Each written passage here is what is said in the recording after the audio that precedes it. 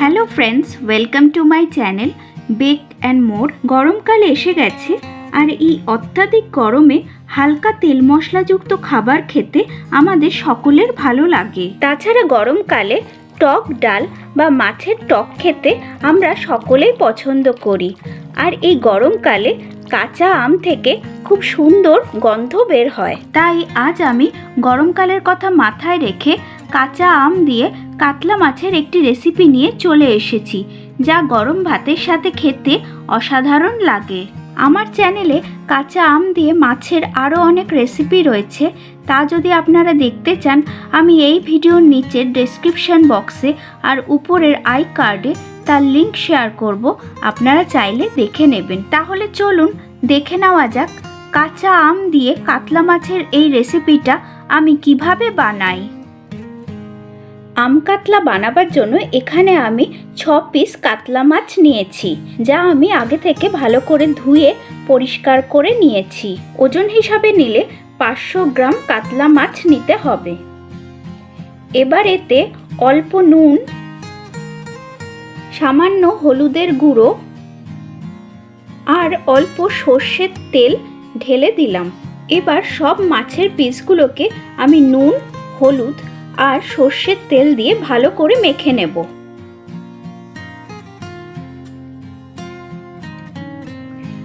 ভালো করে মাছের পিসগুলোকে মেখে নেওয়া হয়ে গেছে। এইভাবে 10 মিনিট আমি রেখে দেব। এবার একটি কড়াই হিটে বসিয়ে তাতে পরিমাণ মতো সর্ষের তেল ঢেলে দিলাম। তেল ভালো করে গরম হলে এবার এতে একটা করে মাছের পিস দিয়ে দেব। এবার হিটটাকে মিডিয়ামে করে দিয়ে আমি মাছটাকে হালকা করে ভেজে নেব। মাছের এক দিক ভাজা হয়ে গেলে এবার উল্টে অন্য সাইডটাও ভেজে নেব।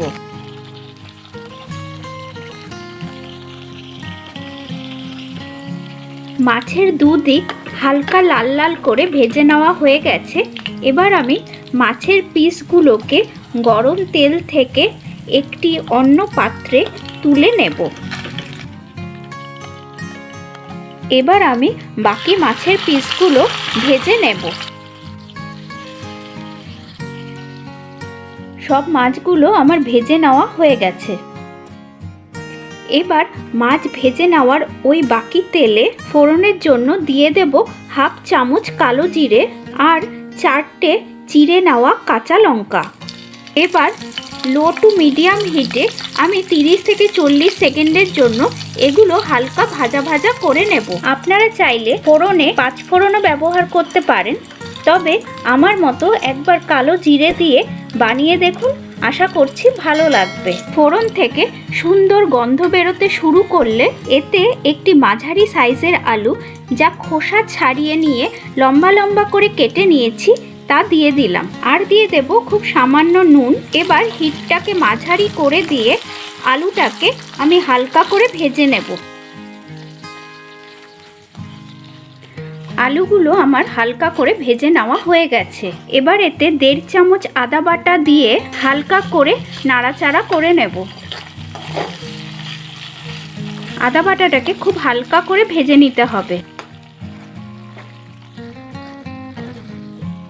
আদা বাটাটা হালকা ভাজা ভাজা হলে এবার এতে দিয়ে দেব 1 চামচ জিরে গুঁড়ো, হাফ চামচ হলুদ গুঁড়ো, 4টে লাল পাকা লঙ্কা বাটা। আপনারা চাইলে এখানে কাঁচা লঙ্কা বেটেও দিতে পারেন। স্বাদ মতো নুন দিলাম আর অল্প ঈষদুষ্ণ গরম জল দিয়ে আলুর সাথেই আমি মশলাটাকে ভালো করে কষিয়ে নেব। হিটটা এই সময় লো টু মিডিয়ামে থাকবে।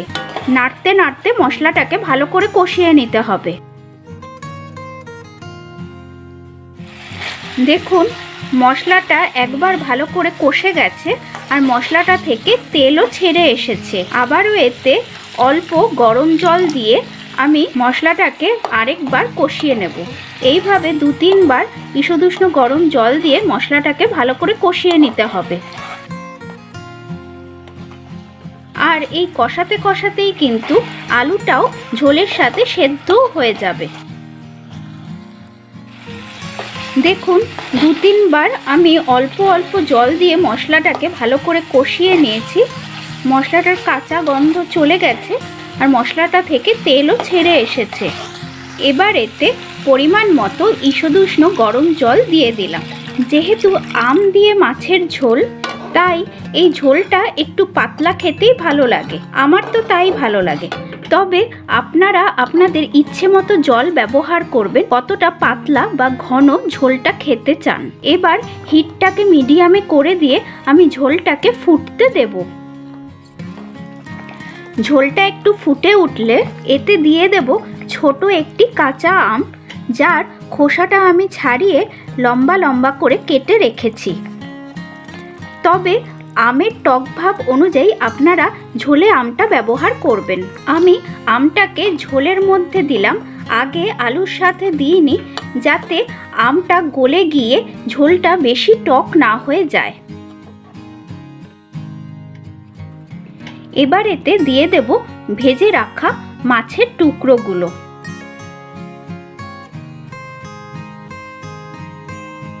আর দিয়ে দেব 1.5 চামচ চিনি।